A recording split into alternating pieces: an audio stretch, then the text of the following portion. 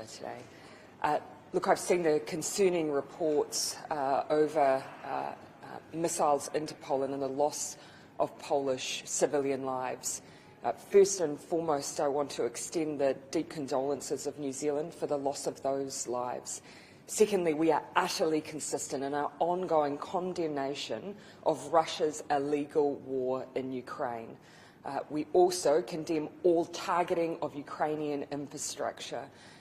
As I said, in the presence of the Russian Foreign Minister, this war must end. Obviously, you will have seen that NATO is working alongside NATO members to establish all the facts and what has happened in Poland. The NATO General Secretary has spoken with President Duda. We await further information around what precisely has happened. But in the meantime, our condemnation remains. Can Russia be trusted that it's fake news that this has occurred at their hands? Yeah, look, for our part, we won't be looking for the final facts from Russia. We'll be looking to the likes of allies, NATO allies, and those close also to the situation to share their most likely scenario.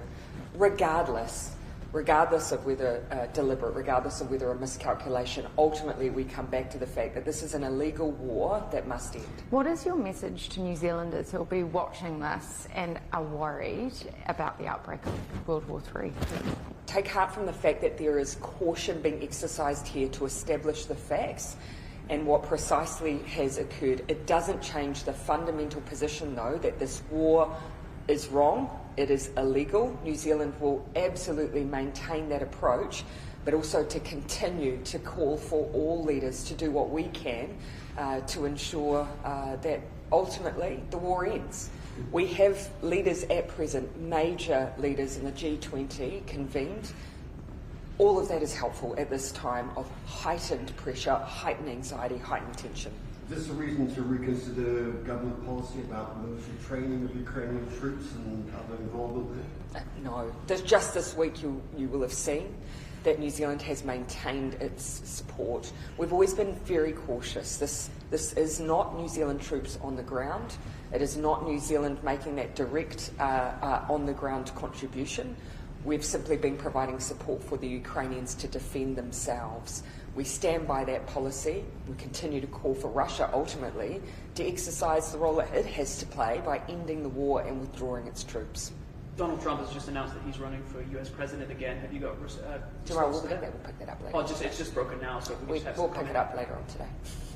Are you worried about whether this could, how much this could escalate things if it is decided that it is Russia's missile? I think everyone, of course, would be cautious all the way through, has been cautious around what the impact of escalation would mean, which is why, of course, we want to make sure that all the facts are established, but it doesn't change our position. We wouldn't be even having the conversation around what exactly has occurred here if the war was ended by Russia. Do you expect this to overshadow the APEC summit in Bangkok? I already expected it to be a theme of APEC, as it was a theme at the East Asia Summit, as it is a theme at G20. And it's because this war is having an effect not just on Europe, but the world. It's having a massive impact on food security and energy security.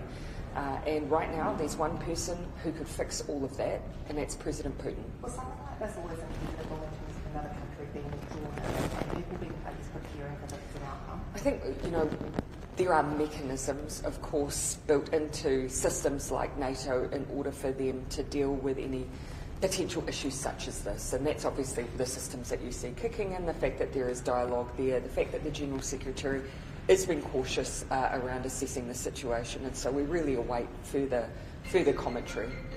Okay, thanks everyone.